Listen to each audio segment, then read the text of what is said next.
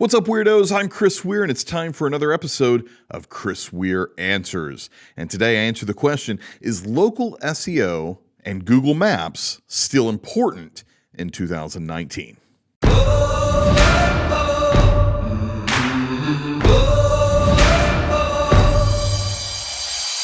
when it comes to local SEO, Google Maps, and that kind of, I would argue it's more relevant today in 2019 than it has ever been before. I mean, I think about myself, right? When we're out in town, I'll pull up Google Maps every single time. Restaurants nearest to me. If we're looking for orthodontist nearest to me, and that's not even considering voice, right? All of these things that we're going to go over today, it's important for voice coming up. Alexa, what are the restaurants nearest to me? That's becoming very relevant as well. And all of your efforts in making sure that your local SEO is performing like it should is so overwhelmingly important. I highly encourage you to not be stubborn when it comes to your local SEO performance.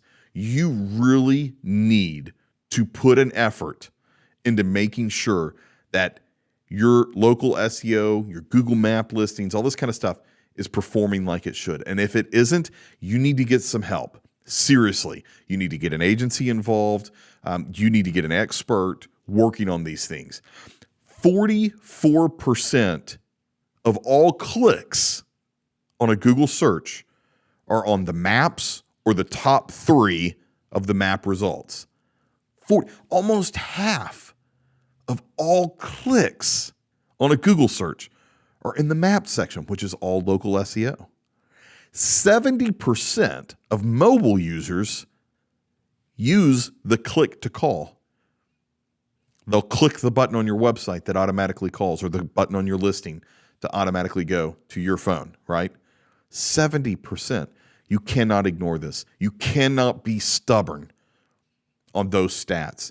You've got to get to work. So how do you do that? So there are 5 primary areas that we focus on when we're talking about local SEO. The first one is location and proximity. Now, there's not a lot that you can do with this. I mean, location and proximity are basically where you're at and where the person who's conducting the search is at and how far apart are you. There's not a lot that you can do about that. However, if you do very, very well on the rest of the things that I'm going to be talking about, it is possible to actually overtake another listing, even though they may be closer to the person searching. So let's get into the other things. The second thing that you need to look at is your Google My Business page and the info on there. So first, you need to make sure that you're getting verified. So get verified by Google with your business. Geotag photos and add them to your Google My Business account. Make sure all of your information is accurate, that it's complete, that you've got a lot of information on there, and that it's keyword intense. Okay? Now, keywords by themselves, we all know that this happened years ago where keywords kind of dropped off as being too relevant. But where keywords are relevant today is the consistency and the context at which you're delivering your message. So make sure that it's keyword intense as well. And get real client reviews.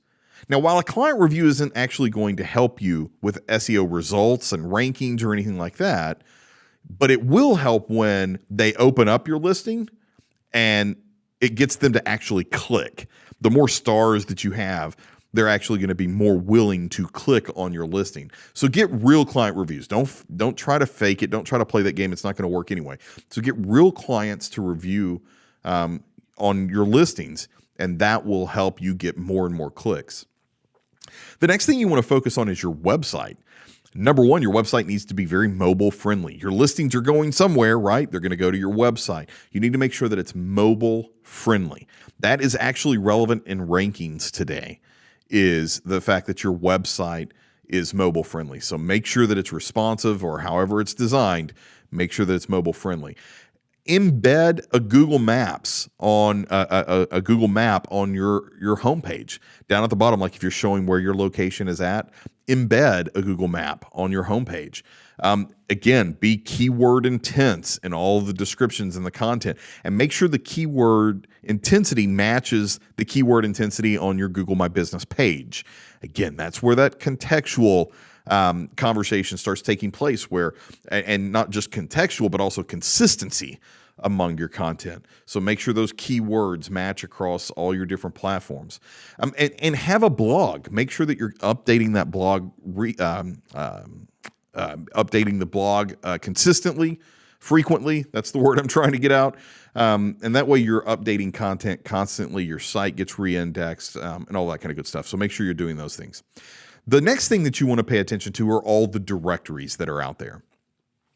You need to get yourself a listings audit, or you need to conduct your own listings audit where you look at all the different listings across the internet and see what your information is. You need to fix inconsistencies if any exist, or if the information is incomplete. You'll be surprised. A lot of these directories that are out there rely on user input. So maybe some of your customers put some of the information and they accidentally put the wrong information. Maybe they just missed one digit on your phone number.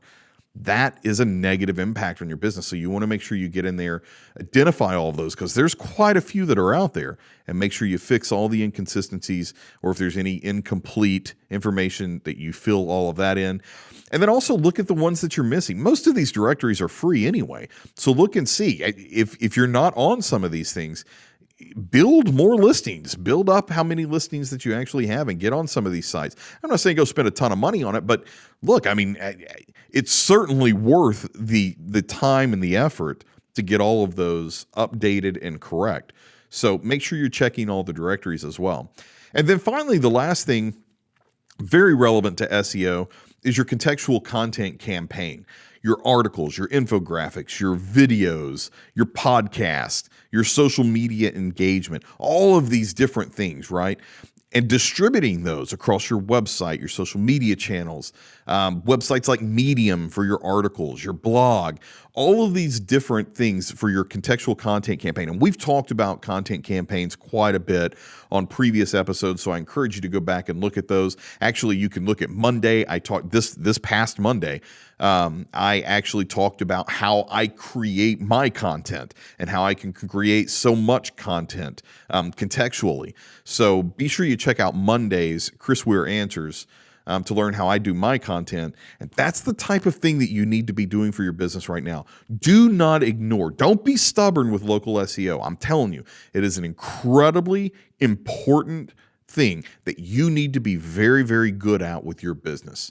I hope this helps somebody. Please be sure you like, subscribe, and comment below, and I'll see you on the next Chris Weir Answers.